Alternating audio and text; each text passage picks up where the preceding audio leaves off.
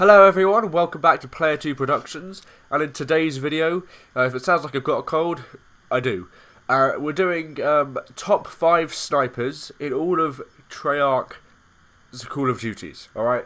So, I was going to say Treyarch's history, but no, we're just sticking to World at War through to Black Ops 3. We're not going to include any previous games. But yeah, me and Kieran are going to count down our top 5, 5 being the worst, number 1 being the best sniper in Call of Duty in terms of Treyarch. So, Kieran, say hello. This is a test because, of course, we're trying to Skype do this, so it might not sound great, but Kieran, go. Well, yeah, because surprisingly, we do our podcasts together in the same room, but I actually have to travel to come and see you. Yeah. So, we're hoping this will work. Starting off the list, my top 5, so these are all excellent snipers. But I think what I'm going to do is I'm going to base my choices off the feel of the gun as well, not just the damage of the gun. In fact, mainly the design of the gun and the feel of the gun over the damage of the gun. So, top 5 sniper, my number 5, we're not going to include any DLC weapons, just all base game content sniper rifles. So, number 5 is going to have to be from Black Ops 3. I'm going to go with the Locust. Now, the reason for this, the reason why it's number 5 and not any higher, is because it's Black Ops 3 and everything on Black Ops 3 is okay. If I had to say, put it like that. I like the Locust, and it's amazing. And I just really like the Locust, really, compared to all the other Black Ops 3 snipers and a lot of the other game snipers. But compared to the rest of my list, it's coming in at number 5. I think, yeah, I'm going to go very nostalgic here. You know what I'm like with the good old nostalgia. Yeah. It's going to be, you're not going to have a clue what I'm on about by this, but the hardcore World at War fans, my guys will know what I mean by the Peters. It's the PTRS from World at War. I think the main thing is it's just like World at War is still, in my opinion, one of the best Treyarch games ever. So it was the first COD I actually played, believe it or not. The PTRS was the first gun that you could ever quick scope with. Right. You've got the Springfield, if you can remember. Yeah. So that gun isn't really a sniper. It's what they class as a bolt action rifle. Having a scope on it was an option rather than the default, if you know what I mean. Yeah. And the PTRS was the first one where the sniper or the scope came as standard, and then it really opened kind of like the gateway for people to actually snipe. And I can remember on World at War, it had such a high damage output that you'd shoot people and their limbs would fall off. The first gun that I could quick scope with, I just like the feel of the gun, and I just love World at War because it's just so raw. I think that's my reasoning. I think that's a nice way to put it, and for a similar reason, except without going into the details of the gruesomeness, my number 4 spot is going to be the DSR-50 from Black Ops 2. For the similar reason to the PTRS, it's just got so much power to it. It's just one of those hefty guns that you have in your hand. Good for quick scoping if you know how to quick scope with it. That is, and yeah, I mean, I don't know about the gruesome factor. But that doesn't really matter for me. I just love the look of the DSR. I loved it on zombies. I guess if we're going to link in that a little bit. But yeah, no, DSR-50 coming in at my number 4 spot because for me, it's more nostalgic. It's just better than the Locust, and but not quite as good as the other things on my list. And I'm not going to agree with you because I don't actually think the DSR is going to appear on my list. It might do, but next I'm going to pick the L9 from Black Ops. This is kind of like one of those guns that's like the pinnacle of what we know as quickscoping on Treyarch Call of Duties. Because I mean, I think you can even agree quickscoping never really became like the thing until Modern Warfare 2, if you can remember. Yeah, for sure. Well, I know we're not doing those. We might save that for another video, maybe. But Modern Warfare 2, you've got like the intervention and the Barrett 50 cal. So yeah, the L9 is kind of like Treyarch's answer to those guns. Mm-hmm. So ridiculously high power, you know, bolt action. The ADS is good, and it's one of those guns. No matter what it is, it's a one-hit kill to everybody part. Yeah, no, I definitely agree that the L9 is just... I love the L9. I mean, I was never good at quickscoping back on Black Ops 1, but the L9 is going to appear higher up on my list. Would you like to go for the number 3 spot next? I think it's going to be the Ballista. Well, you didn't have to quickscope. You could easily no-scope. Yeah, I mean, the Ballista, it's cross... I mean, all sniper crosshairs are extraordinarily wide. But for some reason, the Ballista was just one of those things you could just hit. There was no real explanation as to why. COD physics? That may be one.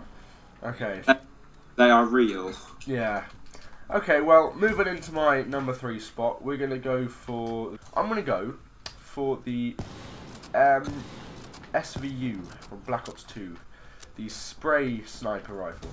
And the reason why it's on there is 100% aesthetic. And mainly zombies, because I just loved it on zombies. There was some epic point glitch you could do on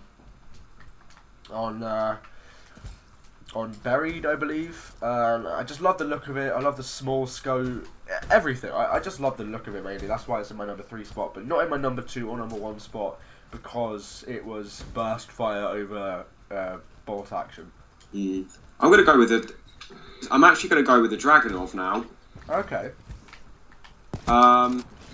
So, to me, it's like, it's the most famous sniper in COD.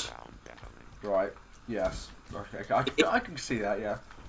Everyone knows what it is, so it's just such, kind of like, an important gun. So important, I mean, it's such, you know, like, a hated gun.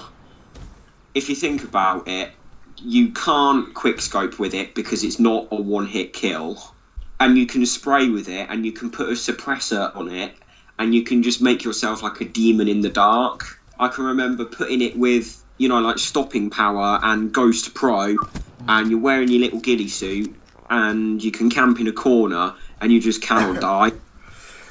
I mean, fair enough.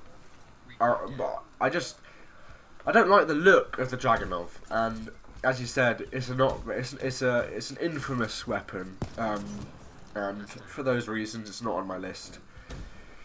But moving into my number 2 spot, purely for nostalgic reasons, we're going for the Ballista from Black Ops 2. For the reasons you said about gameplay, but for the reasons for me is aesthetic of the gun, and just the fact that it was made for quick scoping, as you said. It's in Black Ops 2. Everyone likes the Ballista. It was the starting wall weapon in Origins. Like, come on. And yeah, I mean, I don't have too much else to say. You've already mentioned all of its good bits, I suppose.